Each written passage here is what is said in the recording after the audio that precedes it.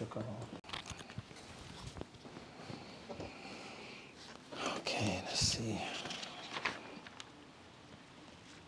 Where are we at? توجه نحو القبلة حيث كان. نعم. أي. نبدأ.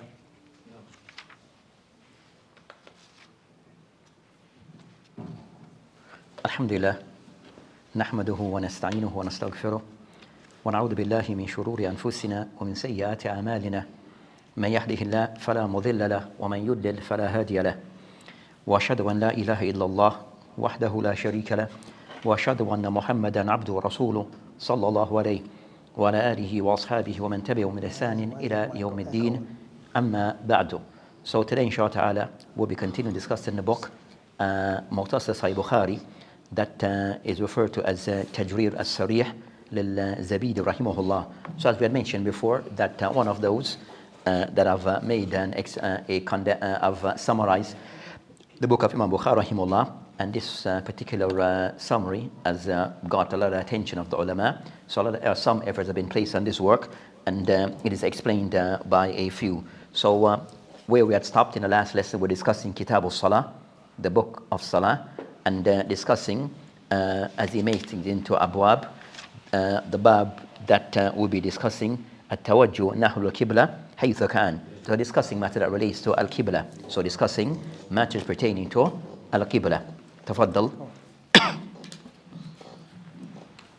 بسم الله والصلاة والسلام على رسول الله. عفوا, Omar, can you just switch your mic off for a second? We want to change it around. I want to give you this mic and you take that mic. This one's got echo on it. I don't want your one to echo.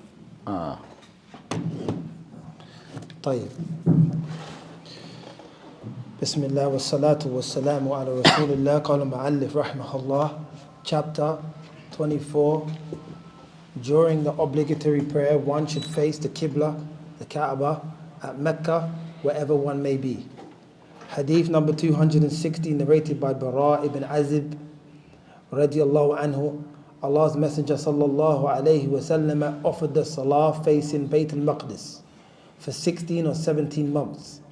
But he loved to face the Kaaba at Mecca. So Allah revealed in the Quran, then he turned towards the Qibla, the Kaaba at Mecca. Hadith number 261, narrated by Jabir radiallahu anhu. The Prophet sallallahu alayhi wa sallam used to offer the salah, optional, non-obligatory prayers while riding on his mount, al-rahila, wherever it turned. And whenever he wanted to pray the compulsory salah prayer, he dismounted and prayed facing the Qibla, Kaaba at Mecca. Hadith number 262. How many hadith in that chapter? 3. 3 hadith in that same chapter. Aywa. So we have which is the first hadith? The hadith of Bara. Naam. Then the hadith of Jabir. And then the hadith Abdullah ibn Mas'ud. Okay, in my book there's no hadith of Jabir. So in my print I'm not seeing the hadith the hadith of Jabir in my book here is not there. Aywa. Saheeh. Not in my book either. Okay. Just in the English. So in the one online. That's the one online you're reading from. Yeah. Okay. So in your book you have the Arabic text.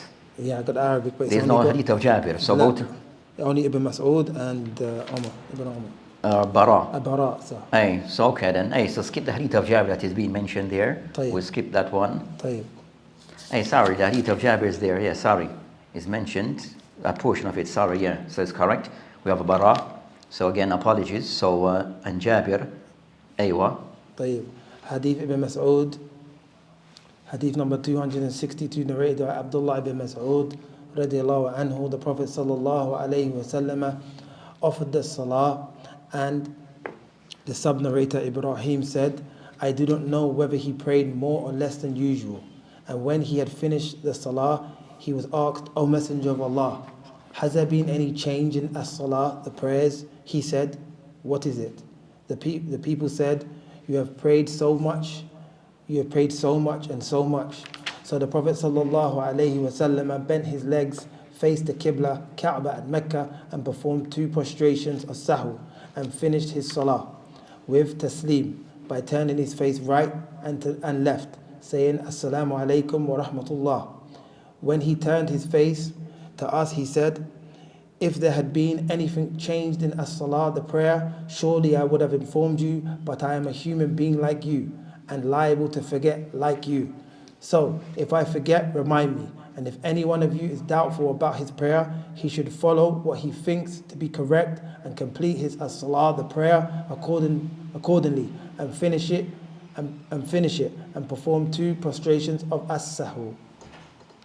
Is it author Hafidullah, Rahimahullah, Al-Zabir Rahimahullah, that he mentioned in this chapter, Tawajju nahnu al-Qibla haythu kan. So this discussion, again, continuing that discussion regarding facing Al-Qibla. So Al-Qibla, Al-Kaaba. So Al-Qibla being the Kaaba. Then he mentioned of those matters regarding in showing the face of the Qibla, showing that one should face the Qibla regarding as-Salat. So matters regarding Al-Qibla is in relation to the Salah. So he mentioned whether the Salat is the compulsory or the Nafila. So when a person is praying, then after shurut of Salat, that one should istiqbal al-Qibla, facing the Kaaba. And that applies to any Salat that start with a takbir and end with taslim. So that would include the compulsory Salat that we normally pray. This includes concerning those Salat that are said to be the Sunnah Salat. And also Matanan, and also it will include Salat such as Salat al-Janaza. So Salat al-Janaza, it does not consist of ruku wa sujood, stand throughout the Salat, but the fact that it starts with takbir, Allahu Akbar, and ends with taslim, Assalamu alaikum, then it's considered to be Salah. So those Salat, one has to face the Qibla. Then I mentioned regarding the hadith, to prove this point with the hadith of Bara, radiallahu anhu, قال كان رسول الله عليه الصلاة والسلام يصلي نحو البيت المقدس 16 شهرا. So this hadith is a discuss regarding concerning the case that initially that the Muslim for the Salat that they would face Baytul Maqdis, which is in Palestine. So the Muslim initially, while in the early days of Islam, and that the Muslim whenever they would pray their Salat, they would face Baytul Maqdis. Then after it changed. So it showed that initially, so they did so in facing Baytul Maqdis for that length of time, based upon this instruction from Allah subhanahu wa ta'ala and His Prophet Islam. So the Muslim, that whatever they were informed or told, that they will comply. So facing the Qibla regarding Salat is an act of ibadah, an act of worship. So whatever instruction we've been given from Allah subhanahu wa ta'ala and from His Prophet Islam regarding which direction to face, the Muslim comply. So it's not so the Muslim would comply. So initially, that in the early days of Islam, when they prayed, they will pray to Baytul Maqdis. And then that occurred for over a year and a half. Then it was changed. And when that change occurred, the Muslim changed. So it showed that the Muslim, that they would comply to the instruction regardless. They will comply with the instruction regardless. So from this hadith I mentioned that, so it gave us concern that the time frame as to how long close to that they would be praying in this direction. Then after the situation, it changed, and they changed along with this. So I mentioned from the hadith of the general benefit, mentioned wujub ta'atillah rasul, that it showed that the importance that it's compulsory for one to be obedient to Allah subhanahu wa ta'ala. So any clear instruction that is given from Allah subhanahu wa ta'ala or by way of His Prophet ﷺ, then we comply. So if at that moment the instruction said we should face the Muslim to face Baytul Maqdis, they did so. When the instruction was given for them to change, they also comply as the instruction from Allah subhanahu wa ta'ala. So as for us trying to work out why and the hikmah and the reasoning, then that's of no bearing. That shouldn't per se change or impact on us complying or not complying. The thing that for us is known what to be done. And the time that we're given the instruction, we comply. So they give us a time frame regarding that it occurs for 16 months, which is just over a year and a half, or around that they would be facing Baytul Maqdis. So also it shows the importance of Al-Baytul Maqdis. That is considered to be initially the first Qibla for the Muslim of the Prophet during the time of the Prophet Islam. So it shows also that place have a significance and importance. So face the Baytul Maqdis. May Allah subhanahu wa ta'ala remove it from or expel the enemies of Islam from that region. Then he mentioned regarding concerning that of those things he mentioned tawajjuh ila al-qibla ubudiyya lillah, that again that this act is something that this act of facing the qibla is an act of compliance to Allah subhanahu wa ta'ala instruction, is an act of ubudiyya, of the person's servitude to Allah subhanahu wa ta'ala. So these acts that are said to be ubudiyya, it is not left for people to decide. It's not something that is left for us to decide or for us to have a choice. It's for us to understand the instruction and to comply. So these acts are ubudiyya, where we're just only expected to comply with the instruction. Whether we know the wisdom behind it or not, then that wouldn't change us complying with the instruction. Third, they mentioned that during that time, it was not allowed for the Muslim to face but the Kaaba, but Baytul Maqdis. So during that time, that the Muslim, that they were only permitted to face that direction. So that's the direction that they had to face for the Salat. So also it shows regarding that even in those matters regarding, it said an-nasakh, which is things being changed or abrogated. So Allah subhanahu wa ta'ala in His Prophet Islam, by way of during that time of revelation, sometimes some things may change. And for that will be a test for some of the people, but in some of the ahkam of Islam, that they went through stages. So of those, the salat, and after salat, the salat itself regarding the actions of salat, it went through changes until it became what we know the final result of what is the salat that we have today. But initially it wasn't exactly how we prayed today. And of those things was the direction we prayed. So initially it was facing Baytul Maqdis, then this changed. So it shows regarding of the ahkam of Islam that occurred then during the time of revelation, that some things changed due to reasons, but those changes did occur. So we acknowledge them, but we do not apply those things that have been changed. We do not apply those things that have been changed. Then I mentioned second regarding the hadith of Jabir anhu, that قال كان النبي صلى الله عليه وسلم يصلي على راحلته حيث توجه به فإذا أراد الفريضة نزل فاستقبل القبلة. So the next hadith that he mentioned is the hadith is in relation to, which is the hadith of Jabir regarding facing of the Qibla. So the ulama mentioned regarding concerning that facing of this Qibla, that for the compulsory salat, then the person, if he's on a mount, then he's to dismount and be on the ground, and he prayed and ensure that he's praying in the direction of the Qibla. So the person in the Farida salat, then it's a must upon the person that he faces the Qibla, except in dire situation.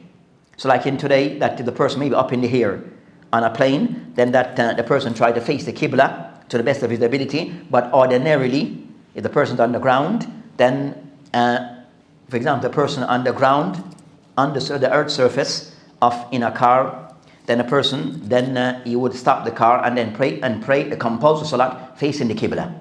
So that is what is wajib regarding the compulsory act. As for the mention, so as the Prophet ﷺ mentioned in his hadith, so the compulsory salah, then the person ensure that he's facing the Qibla to the best of his ability. As for the person who's on a rahila, on a mount, then there's some leniency.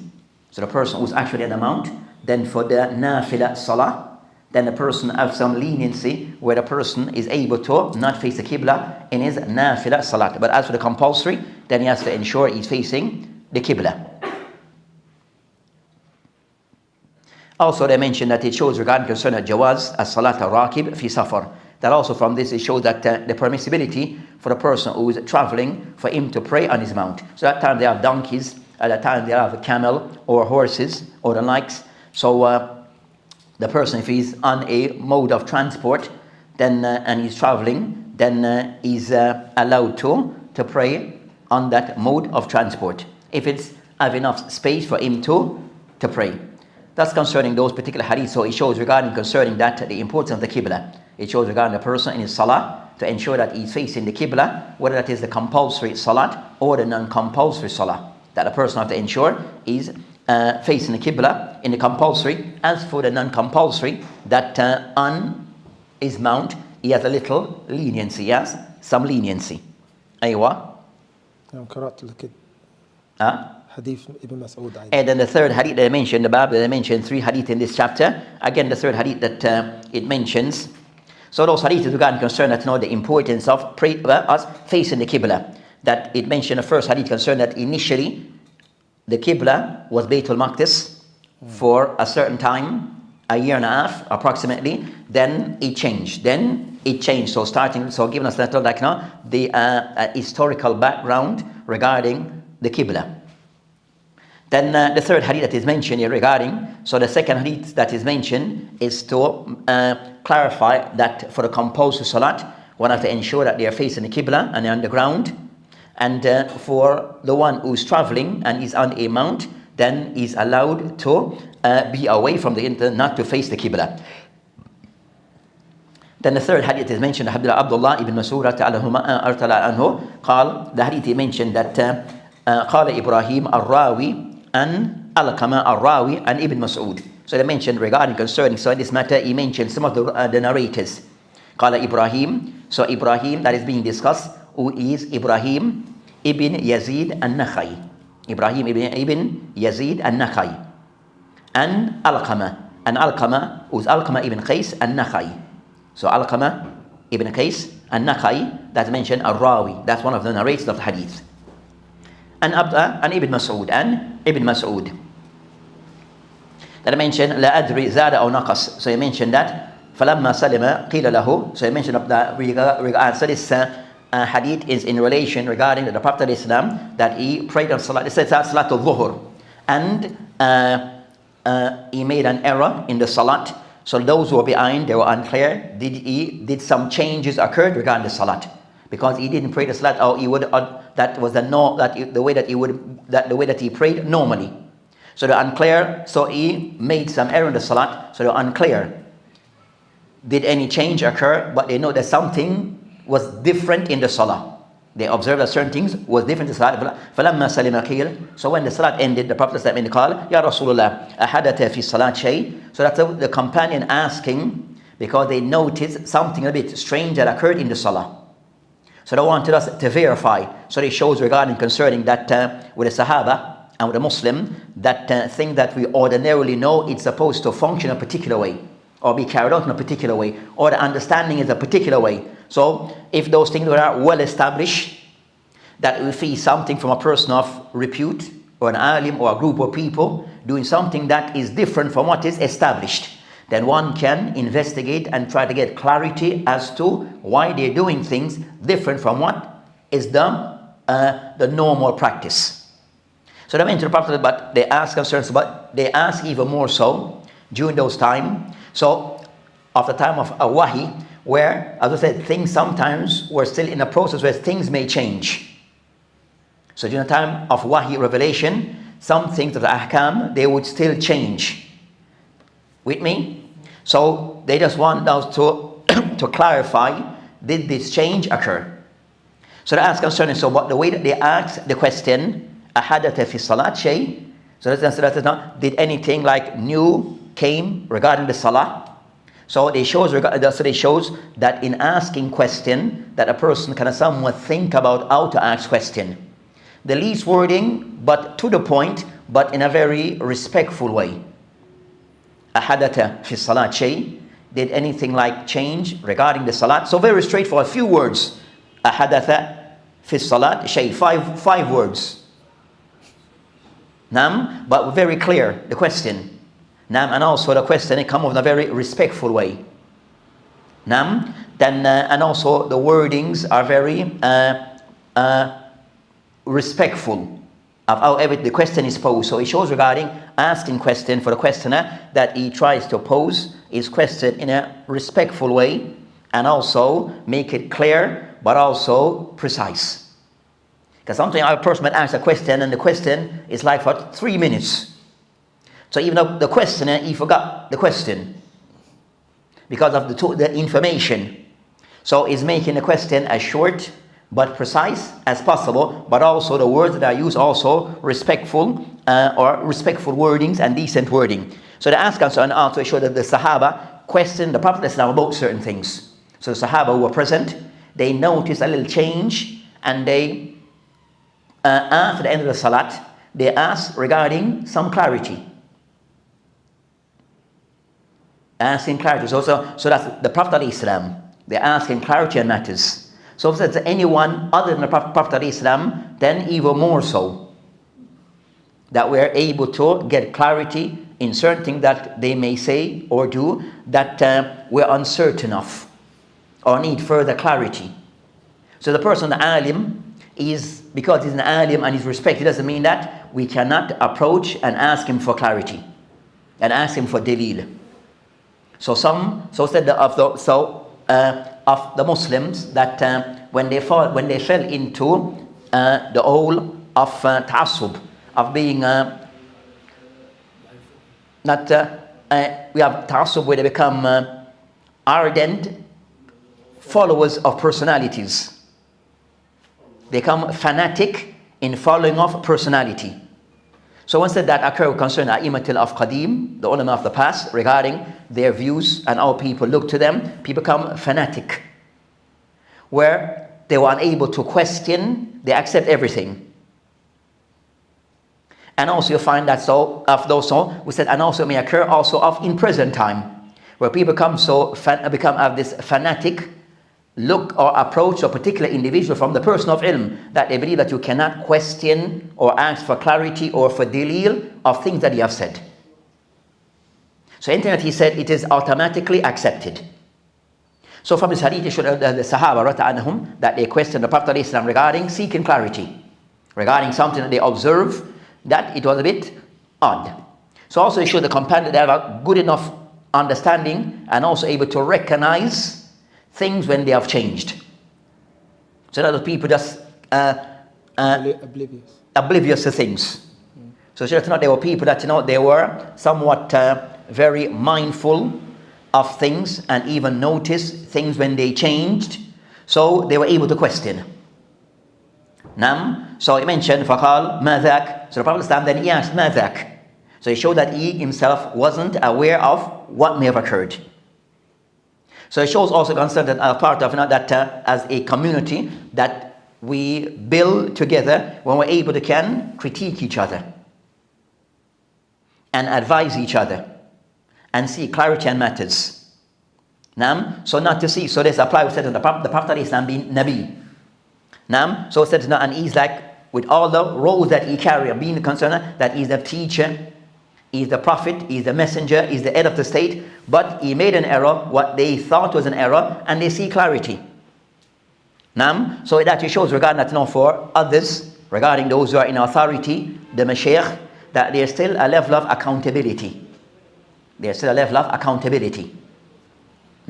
Where people can observe things and also can just seek further clarity on those things. Then فقالوا, then the Prophet then comes on, صليت كذا وكذا. Then they can someone then ask, ماذا? What occurred? Then they went on to explain as to what were the events that just occurred. So can someone recapping as to what occurred to clarify regarding that. This is what we saw. So giving so clarifying the matter. So the chain of events as to what occurred. So this shows regarding concern that when something occur, then for the person who sometimes make an error, not to become too defensive when you approach about something. So you see yourself as a sheikh or a talib al-ilm. So if someone might say, sheikh, then you become the first thing, is just going to somewhat just listen. The Prophet must ask, ماذاك وماذاك, and what occurred. So sometimes, because you're a bashar, you're a human being, but because sometimes that not us or the people or the tullab to see themselves as you're beyond making an error. You're beyond making an error. So when someone may try to correct or advise, then the first thing is what? We become what? Defensive. Then that's, sometimes one has to be mindful of that everything will become defensive. So not to always have that attitude and that type of response. But when a person comes, listen. Just listen. And let them explain themselves. But not to the first approach and notice, maybe he's right, and maybe I'm wrong, and maybe he's wrong, and maybe I could be right. But until we have that exchange, you understand, then not to draw quick conclusions. So, and it shows concern that it showed that the Prophet ﷺ, that he made an error. He made an error. Then the companion mentioned, so later, kada wa kada. Then he kind of somewhat explained to him as to what have occurred. فَثَنَّا رِجْلَيْهِ. Then he alayhi salam, then mentioned, استقبل القبلة. Then he kind of somewhat في القبلة. فَسَجْدَ سَجْدَتَيْن. Then, ثُمَّ سَلَّمْ. Then, when it was explained in the hadith, he went back into salat, faced the qibla. So it showed the importance that even that he had in that case, the salat had ended.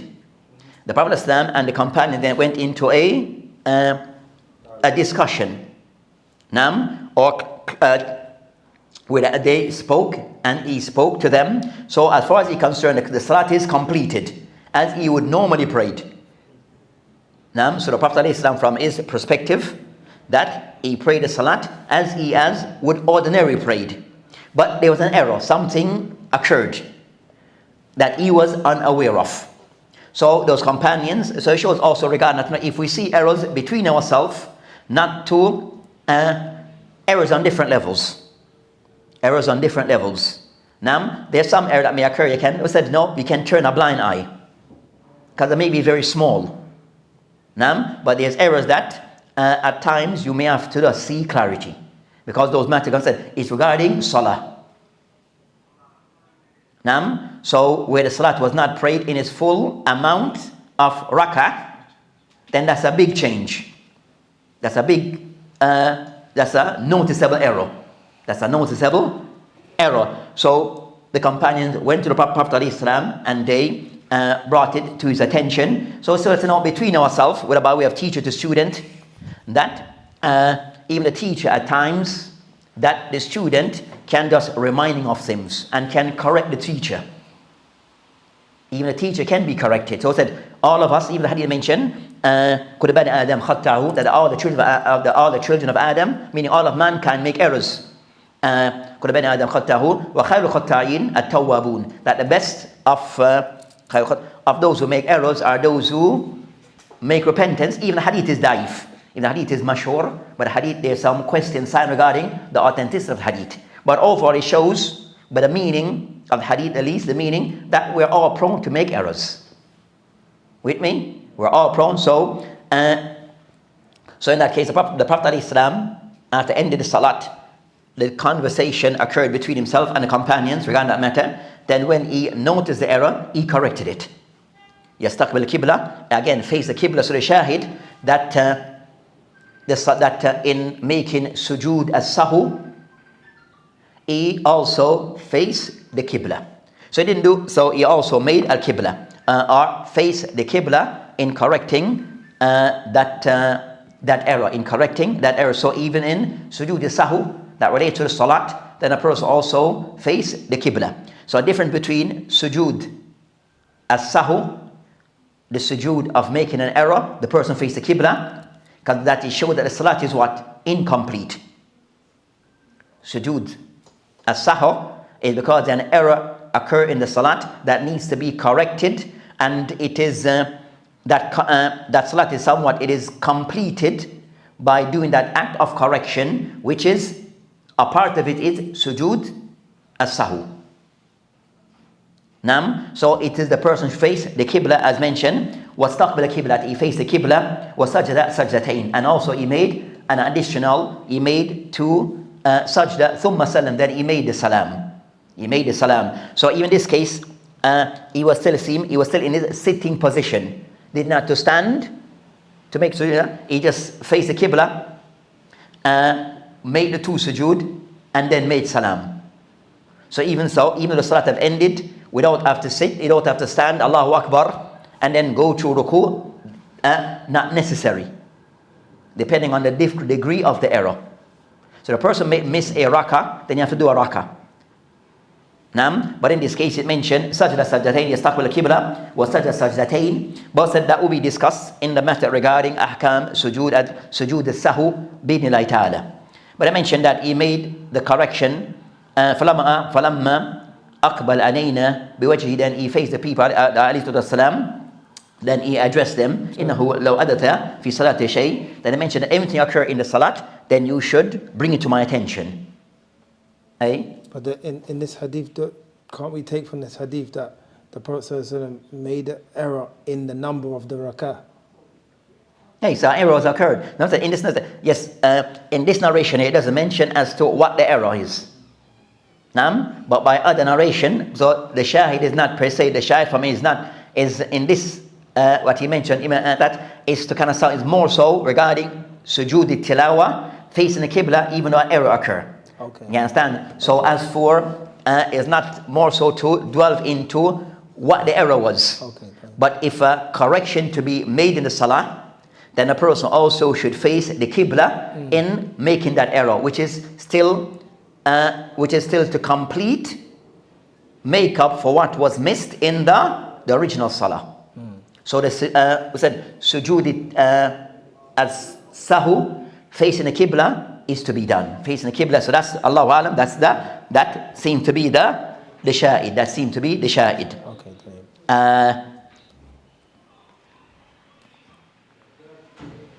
So that's not with the matter regarding sujood al-sahu. It has its own ahkam that we'll be discussing babu salah. So as we go further in the book, then that will be discussed bi'idhnillahi ta'ala separately. So it said he mentioned that فَإِنَّهُ لَوْ أَدَثَ فِي صَلَاةٍ, that if anything occurs in salat, فَنَبِّئُكُمْ, that for you to نَبِّئْتُكُمْ بِهِ, that you to bring it to my attention, لَكِنَّمَا أَنَا بَشَرٌ مِثْلُكُمْ, that he mentioned that also show that is humility, that I'm a human being just like you. You understand? So it said that for the tullab, imatu salah, the mashayikh, that to see them that they're all human beings, even more so, that is prone to make errors. And the Prophet's error in the salat also it serve a purpose to let us know that teach the lesson regarding if error occur in the salat, what to be done. If errors occur in the salat, how to correct those errors. So it is not per se done without a hikmah behind it. It was done with a reason and an objective behind it, because we more so are prone to make errors in the salah.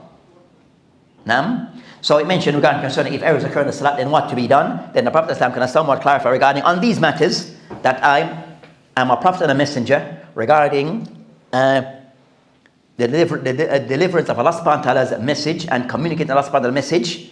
But as for certain things, as my human being, that I say we still share the same qualities. We eat, we sleep,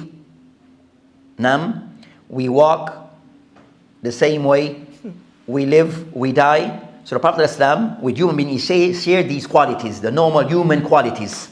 But regarding concerning al-risala, then that's where he is of a different rank than us, by way of the one who spread the one who delivered the message of Allah subhanahu wa ta'ala to mankind. Then I mention وَأَنْسَى كَمَا تَنْسَوْنَ, and sometimes I make error as you make error. But the Prophet's error, it will not go uncorrected. So the Prophet's error will not go uncorrected. And those errors occur regarding concerning certain things that he may do. So of those concerning salah. As for tabligh al-risala, as for communicating the Quran, then no. So there is no error regarding the Quran, but regarding concerning is some of his actions that may find in it error. So I mentioned فَإِذَا نَنِيسُ فَذَكِّرُونِي, that if I fall into error, then remind me. And I've said that's the relationship the Muslim should have between the community as a community. And that also regarding those who are in authority and those who are a part of the community. Not for the leaders and the tullab and that, no, they're in a special category of people, the untouchables. Then that don't exist. For the tullab to see themselves, or those who are the leaders in the community, to see themselves, but they're the untouchables. They're the ones to correct, but they're never corrected. We make decision and you don't have no say. Then that's not how, you don't build a community like that. Eventually you destroy a community like that. We find that those in authority and the mashayikh, as if they understand they have free will to do as they wish. Without being, you understand, without any accountability. So among the tullab, not to see themselves Imam al-Masjid and the likes, and the Tullab al-Ilm who teach to see ourselves, for them to see themselves as if, we said that, so they see themselves as ana bashar. Answer, I make errors. The people to remind me at times. That's how the person said, that's how you, that's a part of your humility. Now to know you make errors, and to know, and also sure to know you're not infallible. You're not perfect. And everyone make mistakes. Now, but be willing to, you understand, at least listen. I would not say that you have to accept everything that people bring to your attention and criticize. But listen. What is from it is good, take it. And what is not correct, then khalas, leave it. That's all, it's simple. Now, فَإِذَا شَكَ أَهْلُكُمْ فِي الصَّلَاةِ, then I mention regarding concerning that the matter regarding salat, if any of you have any doubt in the salat, فَيَتَحَرَّى الصَّوَابِ فَلْيُتِمْ عَلَيْهِ, then a person have any doubt in salat, then he should يَتَحَرَّى, try his best to come to what is correct, and then complete the salat. ثُمَّ يُسَلِّمْ, then he gives the salam. ثُمَّ يَسْجُدْ sajdatain, then he makes the additional sajdatain after. Now he make the thumma, then with that sajdatain will come in a taslim. So with a sujood sahu is not normally the last thing that is done. So when it is done, there's a taslim that is given. I mentioned thumma sallim, thumma yasjud sajdataini, which those two sajdas they come before the taslim. Nam, or if it comes after, then there's a next eight. So it comes either before or after. Overall, I mentioned, so from the hadith, it shows that jawaz as-sahu upon the Prophet ﷺ regarding certain matters of tashri'ah. So it shows jawaz, yani al-wuquf fi sahu, or the Prophet ﷺ mentioned that he may forget of certain things. Then also it shows regarding that yajuz al-ma'mun, that the people who are behind, and it said a Muslim tanbi al-imam lima saha, that also for the people that they can correct the imam in those things that he have made an error in salat. I would say in general regarding any matter. So the imam, so said the imam concerned that the teacher in the lesson, if you make an error for the students to correct, you understand, then that's a part of the completion of the lesson. That to see a clear error that have occurred and not to correct it. So that the teacher, if it is brought to his attention, then he should correct it in the following lesson, or as soon as he's able. So if someone brought it to his attention, we said, then for him to make to correct this to the next lesson, that I may have said something which is said a grave error, maybe a slip of the tongue, but it was an error. That's a noticeable error and a grave error. Then that should be corrected. And the person who's able can admit that they have made error in public and in their lesson, then it's not a sign, that is a sign of humility and humbleness and sincerity. But a person knows the error and hides it, and it's been mentioned, then that's a problem. So anything else in the future, you don't know what is being hidden. So the person a clear error have been brought to one's attention. I said that's in life in general as a Muslim. If we fall into an error in life in general and it's corrected, we accept it. And then try to make those changes. And as a part of Tawbah. So regarding concerning these matters, that of the thing regarding that, one can be corrected by others. No one is perfect, no one knows it all. We're all open to correct each other and share in this matter. And that's a part of Amr bil Maruf wa Nahy al Munkar. That's a part of Al-Amr bil Maruf, encouraging of good and forbidding of evil. Also from the hadith shows concerning that, show the permissibility of sujood as-sahu.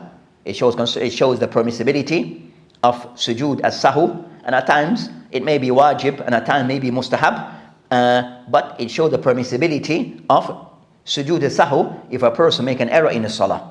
That sujood as-sahu, it can occur in the salat, in any salat, with a person praying as the imam. So that applies to sujood as-sahu, applies to the imam and also to the munfarid.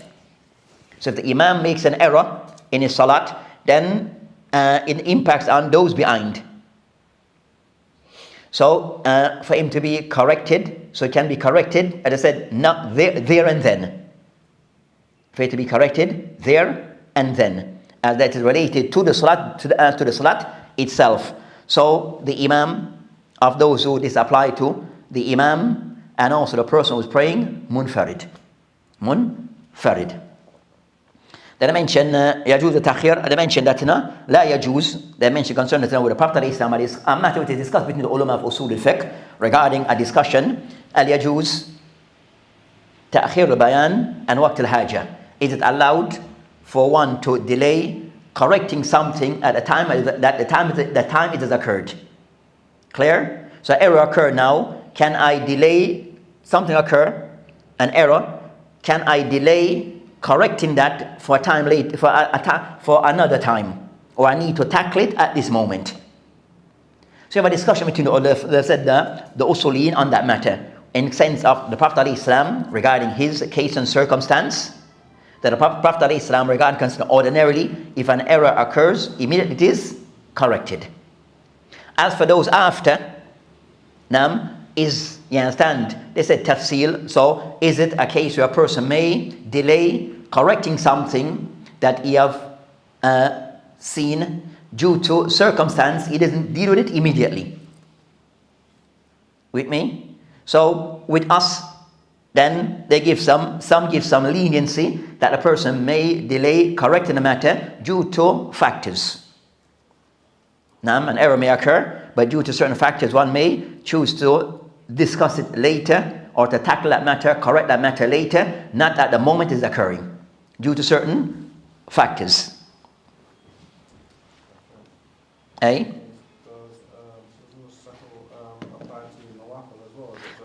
say Jazallah khair. So also apply to fard wa nawafil, to any salah. So it apply to any salah. So as I noticed about the error occurred, then whether it is the compulsory salah or the nafila salat, then it's allowed in any salah. So the person praying on their own, we said munfarid, the person praying on their own, whether they're praying a compulsory salat on their own and they make an error, or the person is praying a nafila salat and he makes an error, then it is permissible for him to make sujood as-sahu. Also, what he mentioned, would that even be for example, he didn't do all of the takbirat in Salat al-Eid? Would he have to do sujood as-sahu in that case as well? And so the tafasil, the details of when to apply it and when not to apply, that's what I said. We'll discuss that later on when we reach that bab. You understand? Because this hadith he mentioned here is not to go into the details. We said the detail will come later as to how it is applied. Okay. But just now, just going to capture that it can occur and will occur. You understand? And if it occurs, it is to be corrected. The details of how to go about doing it, that will be discussed later. Nam? The question is it for the ma'mum also, or just for the imam? So like someone is praying behind the imam, for example, imam pray, imam is on what's it called? Tashahud. So he stood up. Who stood up? The imam. And it'll go back to the end. Not okay. Nah, or he did something extra, whatever it is. He made an error in the. He made an error. He made an error himself. Is it for him to do so, or? I'm saying going to tafasil. I said no, that will come later. We're going to that. It sometimes varies. No. We're going to send a person behind. It may varies. No. Now, if the person who's praying behind, without going to too much detail, that it may varies as to the error that he has made. No. You understand? So it may varies. So if he was to leave out something which is he didn't make, for example, ruku. No. He didn't make ruku. You understand? So he missed ruku, or you understand? Then he may have to do for himself do a complete new rakah. You understand? So it may varies, but ordinarily he just go with the imam. So he make a slight mistake, he just go back and complete with the imam, unless he said it's something of major, something major. So they mentioned فيتحرى الصواب فليتم عليه ثم يسلم ثم يسجد سجدتين. So after the thing I mentioned, that after the hadith I also mentioned فليتحرى الصواب, that also it shows regarding concerning yet how the person tried to find as to what's the correct thing to be done. So if he think he had made an error, or he has some doubts in his mind, so rather than kind of somewhat give up, then he tries kind of somewhat to settle on what he think is the right thing to be done in the salah. So I mentioned that it shows regarding that this concerns of waswas, that sometimes a person might have all these doubts. So to get rid of this doubt, just settle on something that you believe to be the correct thing and leave everything else. So you make that type of, so you're gonna make that, we said, you're gonna make that judgment call.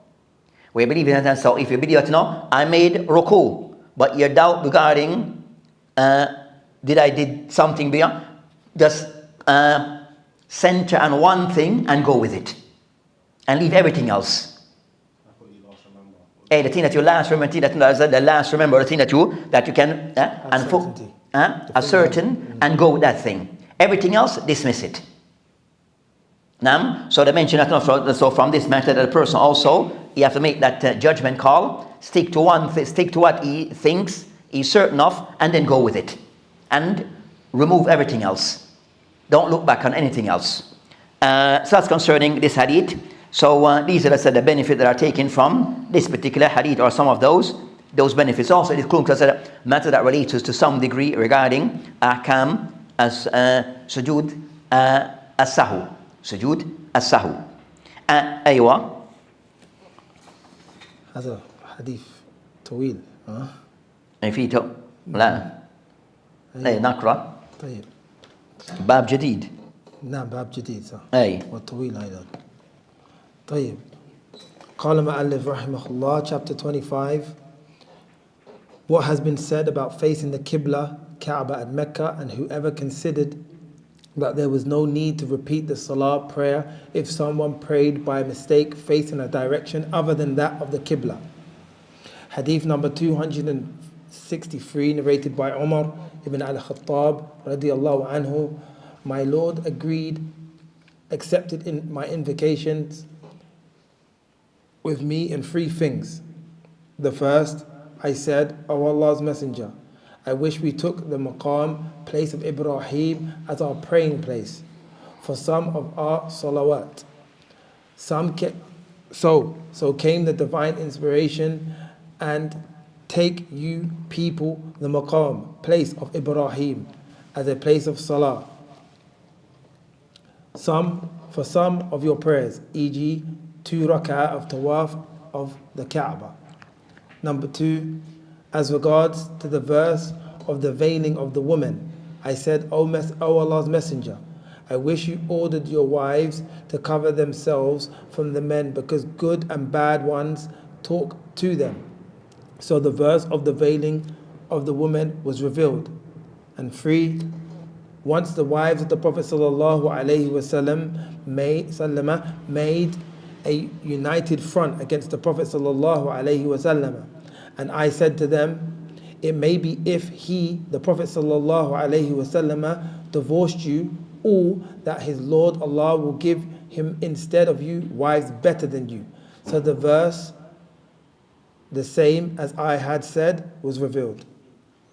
So this as I mentioned, this bab, which is afterwards still relating to the Qibla, they mention ما جاء في القبلة ومن لم يرى العيادة على من سهى فصلى إلى غير القبلة. So the matter, they said that as for the aiding, kind of somewhat covers regarding ما جاء في القبلة. So they discuss concerning that what is related regarding al-Qibla. So they mentioned that ما جاء في القبلة, regarding that what have been mentioned regarding the Qibla, or facing the Qibla, or facing the direction of the Qibla regarding as-Salah. وَمَنْ لَمْ يَرَى الْعِيَادَةِ, and also the one who, those that does not see that the person to repeat his salat, عَلَى مَنْ سَهَى, for the one who have made an error, فَصَلَّى, and he pray إِلَى غَيْرِ الْقِبْلَةِ, and he prays to other than the Qibla. So that's the discussion. So they mentioned, so مَنْ جَاءَ فِي الْقِبْلَةِ, so discuss concern that for the Qibla, that the person who so what, a few must say what concerning al-Qibla, so they mentioned the hadith of Omar al-Khattab anhu, which is Omar ibn Khattab. قالت وافقتني ربي في ثلاث, that my Lord coincide with me in 3 matters, meaning concerning that on these matters that Omar ibn al-Khattab have certain opinion, and those opinions that Quran coincided with those opinions. So he mentioned 3 examples. The ulama who have mentioned, explained this book, they have mentioned that with Omar anhu, that he had certain views on certain matters. They mentioned certain opinions or views on or certain views or take on certain matters that it exceed where the Quran coincide with his view, and exceed 3 matters. These 3 matters, it is more than 3 matters. They mention over 15 or more where Omar had a certain view and the Quran came and coincided with his opinion. So let's mention an example here, 3. Now we mentioned 3. So also it shows regarding that person that's not mention of their good by way of kind of somewhat not to self-praise themselves, but to highlight regarding concern to know that they are to highlight certain benefit that can be taken from it or lesson to be learned. So that person is trying to highlight themselves, but to show regarding that the benefit that can be taken from these cases. So they mentioned that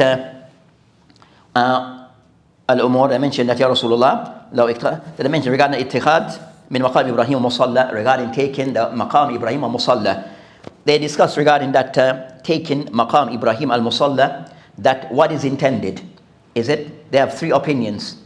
Maqam Ibrahim musalla in this context, meaning it's the Kaaba, meaning the Haram, so Al-Kaaba, Al-Haram, and Maqam Ibrahim. So those are the 3 opinions. So for those who have gone to, like the picture, we have this, you have the Kaaba, then you have what we call the Maqam Ibrahim. That area that is there, is it what is intended here, Maqam Ibrahim, that particular area, or it's actually the Kaaba, or the entire Haram? So one of those 3, which of them is intended? Regarding concern that to take as a salat for that. So you have a discussion between the ulama as to what is meant. Al-musalla, regarding that the praying of the salat is for the is it a salat by way of to pray behind Maqam Ibrahim? But if you pray behind Maqam Ibrahim, you're still facing the Kaaba and like facing both. So they mentioned that from this it shows that generally that the person facing praying and is inside, then he tries to ensure that he's facing the Kaaba. Now, as for the person who Maqam Ibrahim, regarding it that the Prophet ﷺ, when he performed Umrah, he would pray behind that area. So when he performed Umrah, then he make tawaf around the Kaaba. Then when he ended tawaf, then he go to Zamzam. Then they'll come back and pray at Maqam Ibrahim. So that Maqam Ibrahim, to pray behind Maqam Ibrahim, that they mentioned that praying at that station or that in that area in Umrah, it is not something which is wajib. It's not wajib to pray behind Maqam Ibrahim in performing Umrah or Hajj. Where a person after performing Tawaf and he has to pray in the masjid, that is ideal if he's able to pray behind Maqam Ibrahim, but it's not wajib. So if he prays anywhere in the masjid, it's sufficient, it suffices. Either 2 rakah.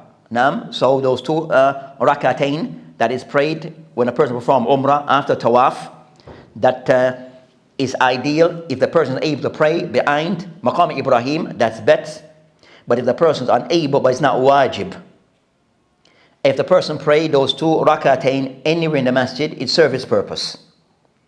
So that's concerning that matter. So they mentioned Omar anhu, that you have certain cases that he had certain take and the Quran coincide with the way that he was looking at those matters, of those concerning hijab and other matters regarding that the Prophet Islam wives, and because of their ghira, that they kind of somewhat, the Prophet Islam, he kind of somewhat was thinking of to release them or not.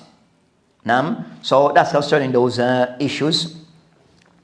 So also they mention here of this mas'ala, the next mas'ala regarding man lam yara al-iyada ala man saha fasalla ila ghayri qibla. The person, the next matter that is discussed, that the person who may have made ijtihad and prayed in other than the qibla, does the person is required to repeat his salah.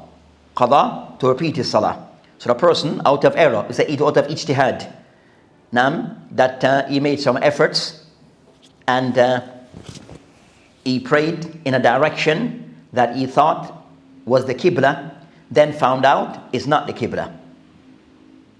What to be done? So in that case, does the person repeat his salat? So in that case, does the person repeat his salat or not?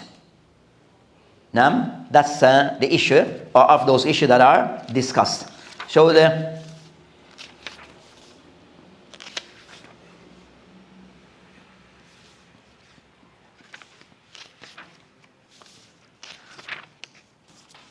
Sheikh Abdul Aziz Al-Raji, Hafidullah, he mentioned in his explanation in this matter regarding that a person who prays to other than the Qibla.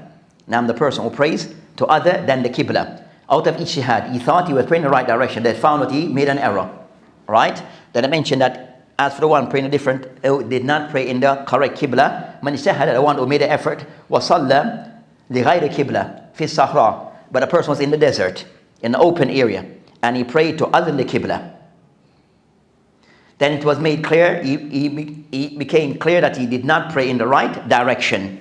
Now, what to be done in that case mentioned, فَصَلَاتُهُ صَحِيحًا وَلَا يُعِيدُ الصَّلَاةِ. So in that case, so the first scenario, he mentioned certain scenarios. So the first case is the person in an open area, desert. Or other than desert, person in a vast wilderness. He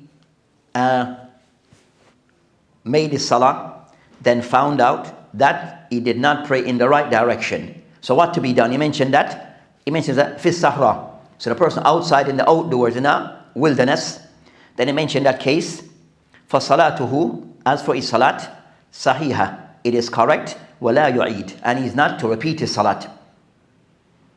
Then he mentioned amma man intalbas alayhi jihad. Therefore the person who it is unclear, he was multabis, he was somewhat in doubt. So he had something in mind, but he wasn't clear. Then he mentioned in that, so it said after the person was unclear, but he's have some possibilities.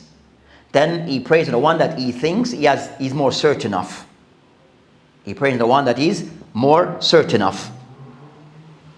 Then I mentioned the second case regarding athani gharib. In kana fi baladin falaysa lahu an yajtahid bal alayhi an yasal. As for the second case, a person who is is a traveler, a foreigner, in a different region, a different place, and is a different country or place.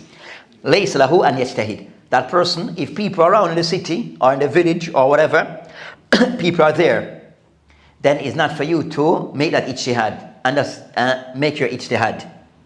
Right? It's not for you just to try to make, or try to, not for you to, but it's not for you to make an ijtihad on your own accord, but rather it's for you to ask. So for the person to ask. But instead that scenario is, you might go to a place where the Muslims are a minority. But in a city, or you're in a village, small village, but you have people there, but there's no Muslim there. You with me? So in that case, asking them, what would you ask them? What direction is, probably like in this country, it's like southeast. What way? Yes, but in a different country, for example, if in England, you can maybe get to, depending on standpoint, said now, for example, in the Caribbean, we find that now in most of those islands, that the majority are non-Muslim, and the minority, you understand, 0% are Muslim. And you might go to some areas, there's no Muslim. With me? So you're in one of those islands in the Caribbean. Hey, some said no. They said that those things that those sometimes that we're in a time now. You understand? So that means that the person should ask. The person should ask or try to. You should try to use some means to get the right direction. Like in today, you might either ask the people what's east, north, or south. You understand? Or the person, like today, reality of today, that everyone has what? a phone that have direction of the compass and all those things. So the person able to use those things, then he use those things to find the Qibla. So the said the person that to use what is within his reach and ability. So either ask the people in some way of knowing the Qibla, but the Shaykh can have view that the person is not to make ijtihad, not to just to assume, but to find ways to get it right. So find ways to get it right. Then I mentioned that the person wants to make ijtihad in that scenario. Then I mentioned فَصَلَّى لِغَيْرِ Qibla, and he was to pray to other than the Qibla, فَلَا يُصَحْ صَلَاتُهُ, that the salat is not valid. وَيَجِبْ عَلَيْهِ الْإِعَادَةِ, and it's compulsory for him to repeat his salah. So he said if the person who's the stranger in that village, in that country, and is in a city, built up area, there are people there, then a person not to just assume what the Qibla is out of his, but rather to put some type of, to ask. Which is that no, then would ask people, but in today's time you have other ways that you can determine the Qibla. So the person will use those things to his advantage. So we have our phones. You might ask the people that, where's the Kaaba? They don't know what no Kaaba you're talking about. You understand? So you can someone ask them, you understand, what from where we are, where's the Middle East? You understand? Which is, do you know where is Saudi Arabia? You understand? So you might ask them in that indirect way, or even direct way. But you won't say, no, do you know where the Qibla is, the Kaaba of the Muslim is? He's thinking, I don't understand what you're saying. So is trying to, but the person kind of somewhat in asking and using what is within his means to get the right direction. What if you don't have a phone? What are the tools you can use to assist you at that time? Can you use the sun and It's not those things that the person can use the sun regarding outset. But the thing about with today's time, that even using of compass, because everything now on our phone and everything is not digital. Reading of compass, direction, we have lost those skills. So, we have lost all those skills. Yeah, because in a time now that, you understand, you ask your phone and you're going to tell you verbally. Sometimes your battery dies, so you have to... Yeah, that's what I'm saying, the battery died. That's what I'm saying. But I'm saying, but we're not stating because of the digital computer, that level that we're at today now, you understand, thing that we used to, those skills, the thing that we used to... life skills. Life skills that we used to learn before, those things now is done with. Those things are now in history. You understand? So use of compass. No one uses compass anymore. You understand? Because it's not like even 20 years ago, driving on the road, you have those ANZs in it and all those things. No one uses those things anymore. Sir? Yeah. Yeah, we got a person about 90. You understand? But those things are now vanishing. You understand? Those things are vanishing type of thing. So you find a world that, hey, Allah Mustan. You said even remember numbers. The only number you memorize is your number. No one else's number. But before you remember everyone else's number, your mom number, your father number, your children number, your wife number. Now today, the only number you remember is just your number.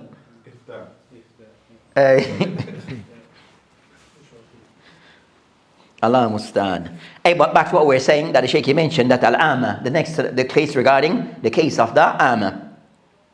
So, sorry, Omar, in terms of the Qibla nowadays, sometimes you have, even in the time of the Sahaba, when I travelled to certain countries, when I travelled to Yemen and you saw that masjid that was built by Sahaba, sometimes they actually build the building and there's specific parts of the building that signify where the Qibla will be.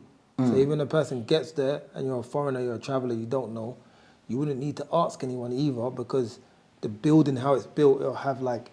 I mean the general building of the general building of the masjid. The actual masjid itself, Aye. it will have like a certain part of the building that's different for the rest of it, to show you that the Qibla is in that direction. Sometimes like in different, so you might find that in different regions, like that applies in Muslim countries. It becomes easier to know what the Qibla is. You understand? It may become more difficult if in a country that we said not that Muslims that are the minority, but in Muslim country, then they come to the masjid, then now today the thing can somewhat to let you know where the Qibla is would be what I call the mihrab.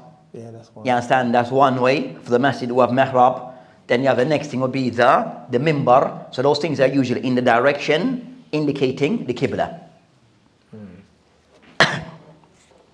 And he said, during that time, even all the masjid is built, and even you understand, giving ideas to what direction the Qibla, even if you're outside the building. Yeah. You understand? You have things that direct you to the Qibla. But the Shaykh is that's concerned that matter. So that the second one regarding the foreigner, that a person needs to, rather than just assume, then he just needs to ask or use a means to give to point him to the direction of the Qibla.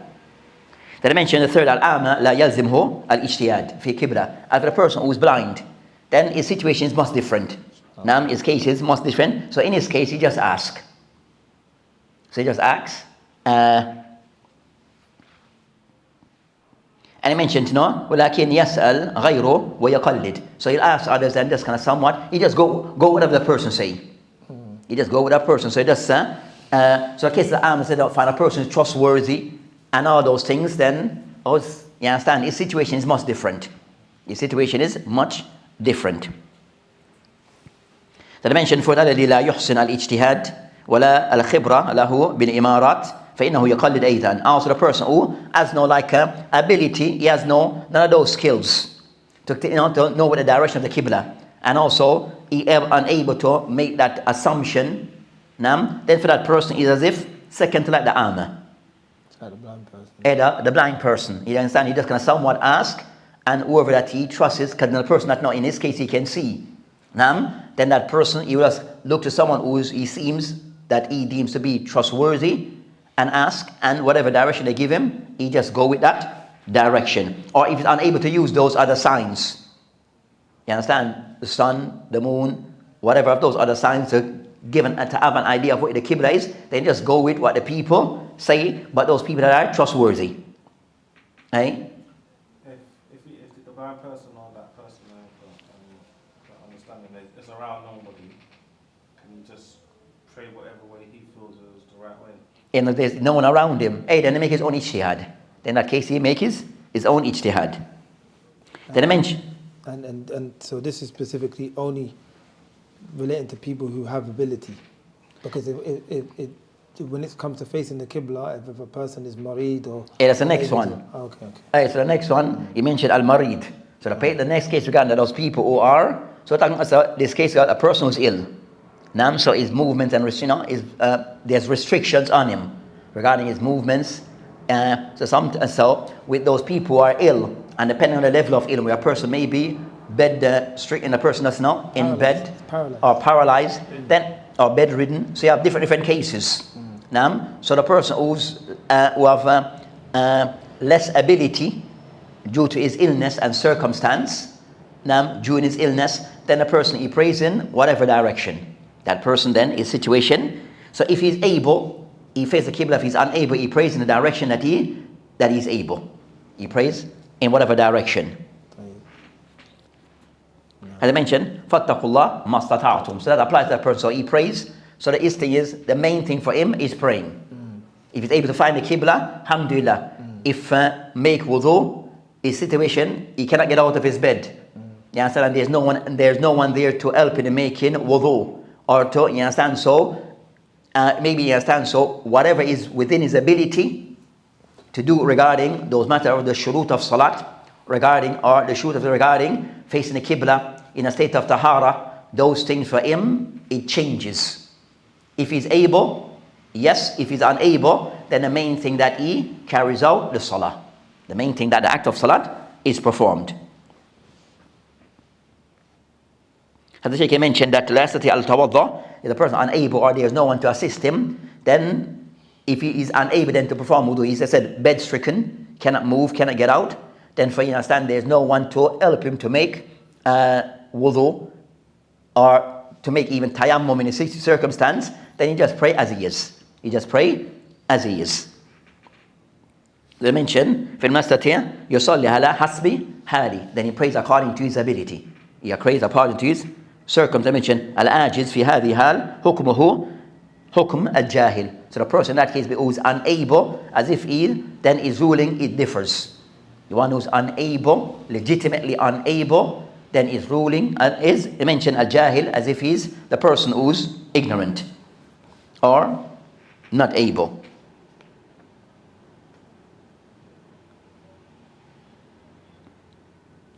Then I mentioned like another same case that the person who maybe on his thawb, dakika, that his thawb maybe of najasa, but if he's not bed-stricken or ill, so that the person who's ill, his situation wouldn't be that of a normal circumstance. So the person who's ill, and his case is not that of the normal circumstance. So things may be a little more lenient for that person, or concessions for that person.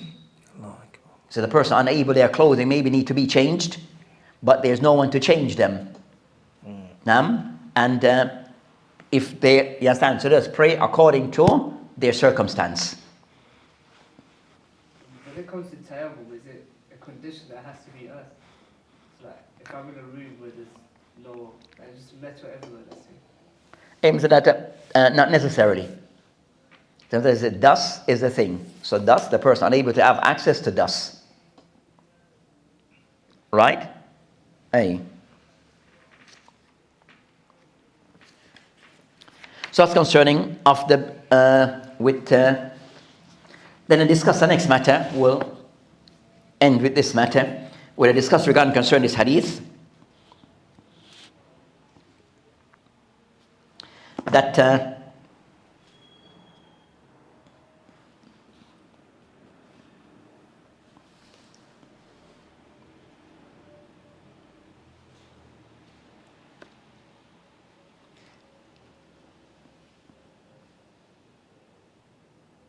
that the person who prays to other the Qibla, then they found that they were wrong. The person who prayed, as the Shaykh he mentioned, that a person who prays towards the Qibla then found out that he was wrong. He was incorrect in the direction that he prayed, but he already prayed. So what to be done? They mentioned that they mentioned لا يجب القضاء به, that a person, he doesn't have to make up that salah. So the person make ijtihad, but then found out later on that he was wrong in the decision that he made regarding the direction that he prayed. What to be done? They mentioned that of the ulama who mentioned لا يجب القضاء, does he have to make it up, renew his salat? They mentioned that there's no qada. He doesn't have to renew that salat. And that's the view taken by Abu Hanifa ashabu wa Ibrahim al-Nakhai wa Thawri. So of those ulama said there's nothing to be made up. Of those of that view, Abu Hanifa and his ashab, his companions, his students, and also Ibrahim al-Nakhai, and also Sufyan al-Thawri. The second opinion regarding does he make up the salat, they mentioned that قال المالكية يعيد في وقت المختار, that ومكتب. So the Malikiyah of the view of the person that he repeat the salat if there's still within time. So the person made the salat for Asr, and then found out he was wrong, but still Asr time is still in. Then he make it up in that time. He make it up within the time of that salah. Then you have قال بعض الحنابلة regarding concerning that of the Hanabila من صلى بالاجتهاد صفرا. The view of some of the they mentioned of the ulama, some of the Hanabila they coincide with the Malikiyah that the person does it within that time. Then they mention of the من صلى بالاجتهاد صفرا أخطأ لم يعد, that a person who's a traveler and he prayed based upon the ijtihad, he does not repeat his salah. So the person who's a traveler and made ijtihad but wrong in the direction that he prayed as a traveler, then he doesn't make up, he doesn't repeat his salah. So that's concerning of those ahkam relating to that matter with that inshallah. So the shahid from this hadith is more so regarding maqam Ibrahim, regarding concerning that mention اتخذنا من مقام إبراهيم مصلى واتخذوا من مقام إبراهيم مصلى. So that's the first of those three things that is mentioned regarding that this hadith is regarding that of that relates to taking what is said to be the maqam Ibrahim. Is it the masjid? Is it maqam Ibrahim that we know it as, or is it the haram? Is that the haram? which of those is actually intended on this matter. He's finished now. So that inshallah ta'ala will end this session and I'll end this dars and continue next week. بِعَوْنِ اللَّهِ تَعَالَى وَبِاللَّهِ تَعَالَى تَوْفِيقٌ وَهَذِهِ السَّبِيلُ.